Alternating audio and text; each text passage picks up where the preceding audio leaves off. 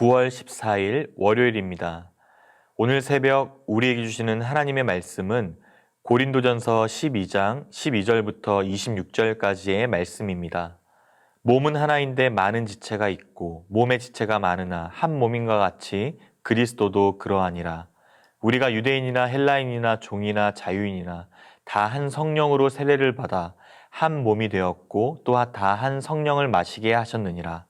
몸은 한 지체뿐만 아니요 여럿이니 만일 발이 이르되 나는 손이 아니니 몸에 붙지 아니하였다 할지라도 이로써 몸에 붙지 아니한 것이 아니요 또 귀가 이르되 나는 눈이 아니니 몸에 붙지 아니하였다 할지라도 이로써 몸에 붙지 아니한 것이 아니니 만일 온몸이 눈이면 듣는 곳은 어디며 온몸이 듣는 곳이면 냄새 맡는 곳은 어디냐. 그러나 이제 하나님이 그 원하시는 대로 지체를 각각 몸에 두셨으니 만일 다 한 지체뿐이면 몸은 어디냐. 이제 지체는 많으나 몸은 하나라. 눈이 손더러 내가 너를 쓸 데가 없다 하거나 또한 머리가 발더러 내가 너를 쓸 데가 없다 하지 못하리라. 그뿐 아니라 더 약하게 보이는 몸의 지체가 도리어 요긴하고 우리가 몸에 덜 귀히 여기는 그것들을 더욱 귀한 것들로 입혀주며 우리의 아름답지 못한 지체는 더욱 아름다운 것을 얻느니라. 그런즉 우리의 아름다운 지체는 그럴 필요가 없느니라. 오직 하나님이 몸을 고르게 하여 부족한 지체에게 귀중함을 더하사 몸 가운데서 분쟁이 없고 오직 여러 지체가 서로 같이 돌보게 하셨느니라. 만일 한 지체가 고통을 받으면 모든 지체가 함께 고통을 받고 한 지체가 영광을 얻으면 모든 지체가 함께 즐거워하느니라. 아멘. 고린도전서 12장을 시작하며 모든 성도가 같은 성령으로부터 은사를 받았고 교회가 필요로 하는 그 자리에서 겸손히 섬길 것을 강조했습니다. 그리고 오늘 본문에 들어와서 바울은 성도의 관계를 하나의 몸에 많은 지체가 있다는 비유로 설명하고 있습니다. 12절 말씀입니다. 몸은 하나인데 많은 지체가 있고 몸의 지체가 많으나 한 몸인과 같이 그리스도도 그러하니라. 한 몸에 많은 지체가 있어도 그 지체는 하나의 몸을 이루는 것처럼 교회도 그러하다고 말씀합니다. 교회 안에 아무리 다양한 사람들이 모여 있다 할지라도 모두 다 그리스도의 몸을 이룬다는 차원에서 하나라는 것입니다. 그래서 13절을 보시면 우리가 유대인이나 헬라인이나 종이나 자유인이나 다 한 성령으로 세례를 받아 한 몸이 되었다고 말합니다. 오직 그리스도 예수 안에서는 이방인도 선민도 없고 종도 자유자도 없습니다. 혈통이나 사회적 신분에 관계없이 교회 공동체가 한 몸을 이룰 수 있는 이유는 무엇일까요?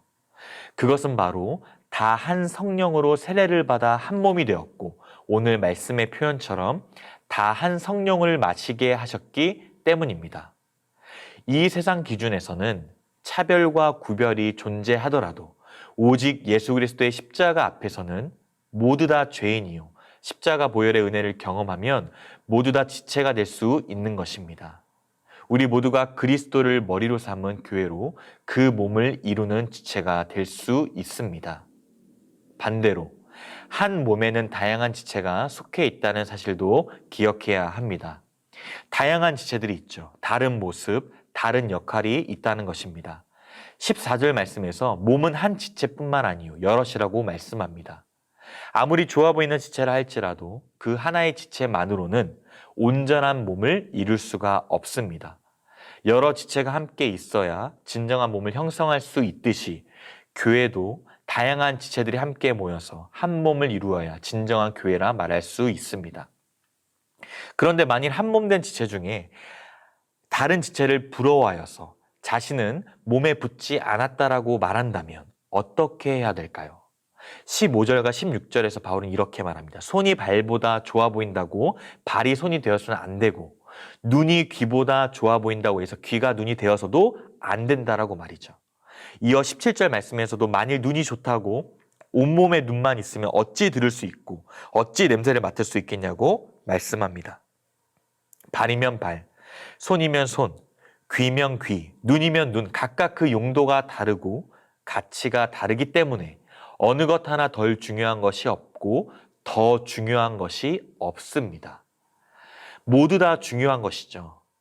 교회 안에 속한 모든 지체는 각각 그 역할이 있을 뿐이고 그 존재 자체로 귀한 것입니다.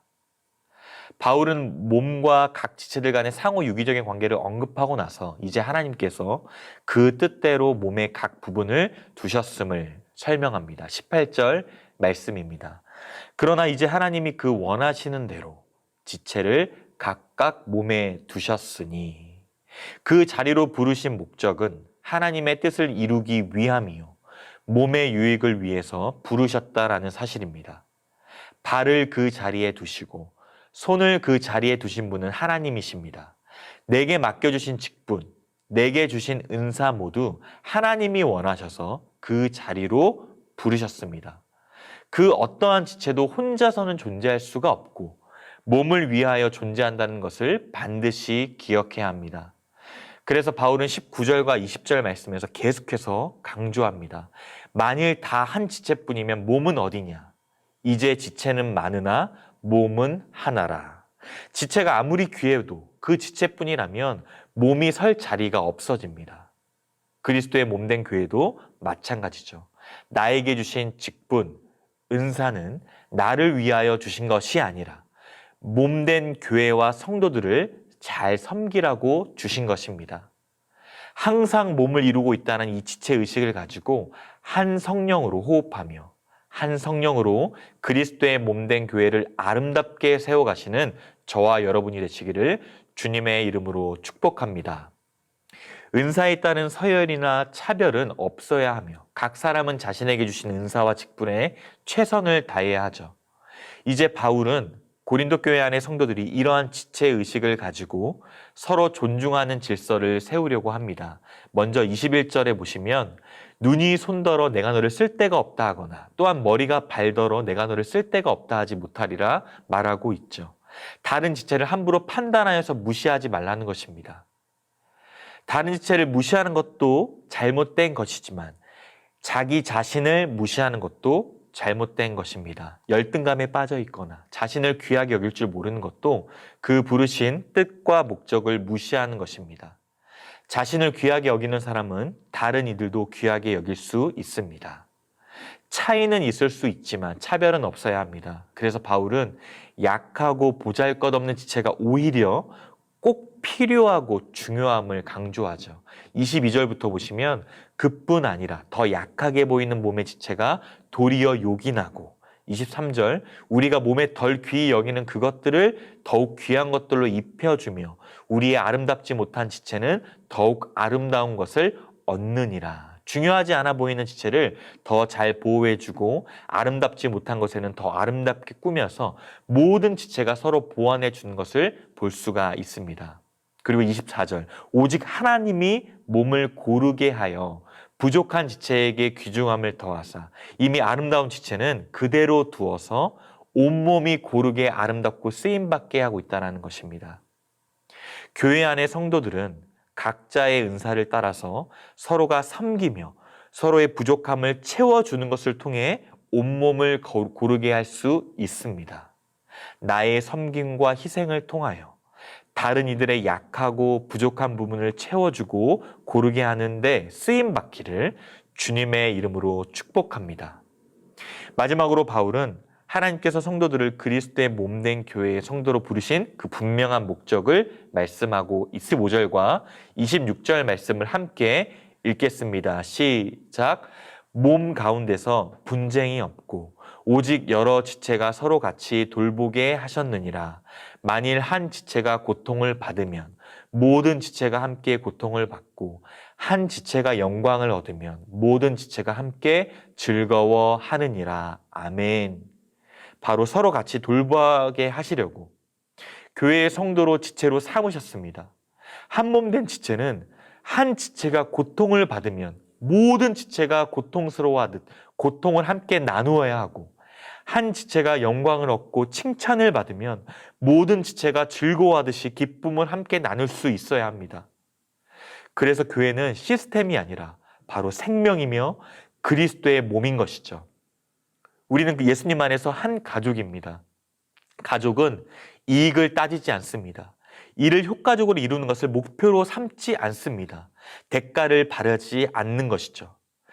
그저 슬플 때 함께 울어주고 기쁠 때 함께 웃을 수 있는 그러한 공동체가 바로 교회라는 것입니다.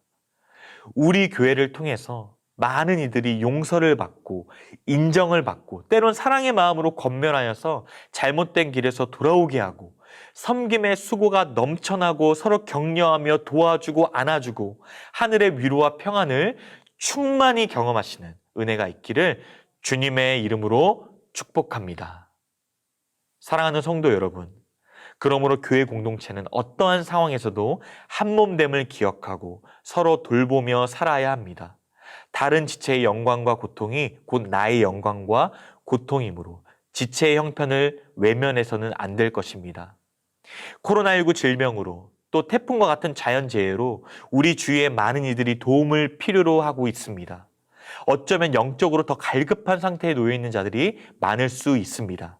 이러한 때에 성도로서 주 안에서 한몸된 공동체임을 기억하고 서로 사랑하며 실제적인 필요를 채워주는 하늘의 복을 흘려보내는 우리 모두가 되기를 원합니다. 그리하여 이 땅의 교회 공동체가 교회다운 모습을 회복하여서 세상의 소망이 되므로 우리 자신뿐만 아니라 다른 이들을 복되게 하고 섬기며 천국 백성으로 살아가는 풍성히 이 땅을 살아갈 수 있는 모든 성도님들의 삶이 되시기를 주님의 이름으로 축복합니다. 기도하겠습니다. 하나님 아버지, 오늘도 말씀하여 주시니 감사를 드립니다. 교회 공동체로 우리를 부르셨사오니 지체의식을 가지고 그리스도의 몸을 온전히 이루어가도록 역사하여 주시옵소서. 각자에게 주신 은사를 따라 서로 섬기며 온몸을 고르게 할 수 있기를 원합니다. 서로 돌아보고 함께 격려하며 기쁨과 슬픔을 나누는 우리 교회가 되도록 인도하여 주시옵소서. 우리만이 아니라 이웃을 잘 섬기며 하늘의 복이 흘러가게 하시고 재난의 시기를 겪고 있는 모든 이들에게 교회가 진정한 소망이 되게 하여 주시옵소서. 감사드리며 살아계신 예수 그리스도의 이름으로 기도드리옵나이다. 아멘. 개인적으로 기도하실 때 오늘 주신 말씀을 붙들고 기도하시고 주간 기도 제목을 따라서 부상과 민족과 한 주간의 승리를 위하여서 그리고 코로나19 신부산교회 공동 기도문으로 함께 간절히 기도하겠습니다.